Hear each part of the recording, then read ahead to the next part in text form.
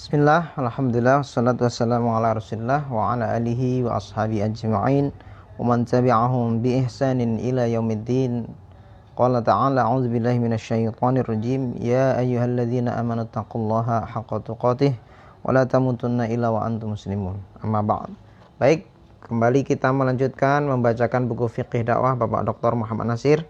Hari ini pada sesi yang ke-55 kita sampai di halaman 207, masih tentang kaifiyah dakwah, yakni menyampaikannya dengan hikmah. Hikmah di hari ini pada makna hikmah yang keempat, yaitu hikmah tidak berarti melepaskan sibghah. Hikmah tidak melepaskan sibghah.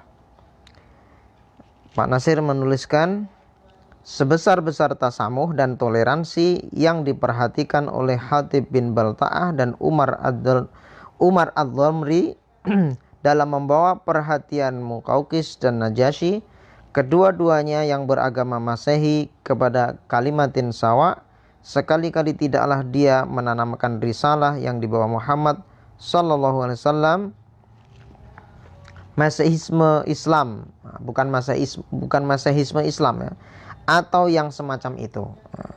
Jadi sahabat Hatib bin Balta'ah dan sahabat Umar ad-Dhamri ketika datang menjumpai berdakwah kepada Raja Najasyi, yakni Muqawqis, mereka menyampaikannya dengan hikmah, tapi hikmahnya bukan berarti Masehisme Islam, bukan. Tidak demikian, walaupun raja-raja itu mempunyai kekuasaan duniawi dan wilayah serta jumlah pengikut yang berlipat ganda besarnya daripada yang ada pada sisi Rasulullah SAW dan umat Islam di waktu itu. Ada bermacam-macam cara yang bisa menimbulkan talbis. Ada kalanya para pendukung dakwah Islam yang menemui satu atau lebih macam kepercayaan dalam suatu masyarakat, bersama-sama dengan para penganut kepercayaan lain itu saling mengelakkan konfrontasi. Sama sekali malah juga dalam soal pokok yang esensial seperti arkanul iman dan arkanul Islam satu dan lainnya atas nama toleransi. Hasilnya antara lain seperti yang dikenal di negeri kita ini sebagai agama kejawen. Hindu tidak, Buddha tidak, Islam pun bukan. Tetapi dari ketiga-tiganya bercampur aduklah serba sedikit dalam jiwa seseorang penganutnya. Sedangkan unsur yang satu saling menetralisir unsur yang lain. Di samping itu di antara penganutnya ada yang mengaku Islam atau beragama Kristen. Ada kalanya pula pendukung dakwah mencoba dengan niat baik mempergunakan kendaraan kepercayaan lain untuk menyampaikan dakwahnya. Dengan mengetahui bahwa wayang purwo di seluruh Jawa amat digemari oleh penduduk dan merupakan media yang ampuh untuk menyiarkan kepercayaan-kepercayaan Hindu dengan cerita-cerita wayang dari Bharatayuda. Umpamanya, seorang pujangga seperti Pangeran Josodipuro di Surakarta pernah menyusun cerita-cerita wayang. Pernah menyusun cerita-cerita wayang sendiri atau pakem menak untuk dilakonkan dengan pementasan wayang krucil atau klitik ya. Wayang krucil atau klitik. Segala sesuatunya disusun paralel dengan apa yang ada dalam wayang purwo.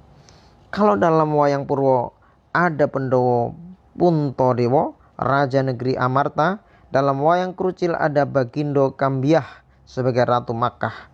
Bila di sana ada Werkudara, Arjuna, Nakula dan Sahadewa, di sini ada Marmojo, Kusmar, Lamdahur dan Maktal perang Tejo. Kalau di sana ada Suyudono sebagai pemimpin para Kurawa, di sini ada Nursewan, raja Persia Anushirwan. Lalu Condalang, nurnya hanya Nur sewaan, bukan nur yang tulen. Untuk memberi corak Islam, Marmoyonya dipakaikan jubah serban dan diberi bertasbih. Kalau permainan akan dimulai, Kidalang mengucapkan lafaz yang bunyinya mirip-mirip dengan istighfar. Stakfirullah bil kambil astoko ngalim. Bagindo Kambiah disifati dengan sifat Hamzah bin Abdul Muttalib radhiyallahu anhu, dan peperangannya dilakukan di sekitar Gunung Uhud.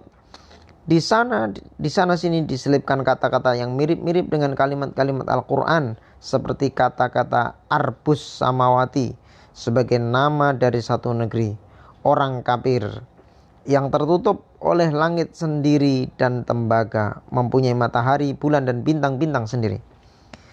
Tendens ceritanya juga paralel, yang benar perang dengan yang batil, yang benar akhirnya menang, yang batil kalah. Dalam mementaskan kejadian-kejadian yang aneh dan ajaib-ajaib, kekuatan-kekuatan sihir dan kesaktian, wayang kurcil berlomba-lomba dengan wayang purwo, berebut keasikan dari penonton. Akhirnya setelah penonton keluar dari lautan keajaiban dan bermacam-macam khawarik itu, dan dari gelombang-gelombang kelucuan silih berganti, pada penutupannya raja kafir tunduk kalah, lalu disunati dan ia ucapkan kalimat syahadat. Entah lantaran di sepanjang jalan tadinya sudah terlampau banyak tasyabuh dan memberi konsesi, kalimat syahadatnya juga berupa syahadat kompromi. Bunyinya asyhadu alla ilalah Nabi Ibrahim kaliulah. Dan dengan ini para penonton pun puaslah. Sayang tadinya hendak berdakwah dengan cara menarik sehelai rambut dari tepung, rambut tak putus, tepung jangan terserak, jadinya kalah pula limau oleh pendalu. Demikianlah banyak mubaligh yang tadinya hendak berhikmah dengan tasyabuh, akhirnya menjumpai nasib si tukang pancing yang dilarikan ikan. Jadi Pak Nasir kembali mengingatkan kita para duat agar bagaimana kita berdakwah itu tidak sampai melepaskan sibghah, hanya untuk bagaimana kita betul-betul bisa masuk kepada mad'u, tapi jangan sampai kemudian tujuan itu menyalahi atau menyelewengkan kita dari sibghah dinul Islam yang lurus ini. Barakallahu fikum, insyaallah besok kita lanjutkan kembali.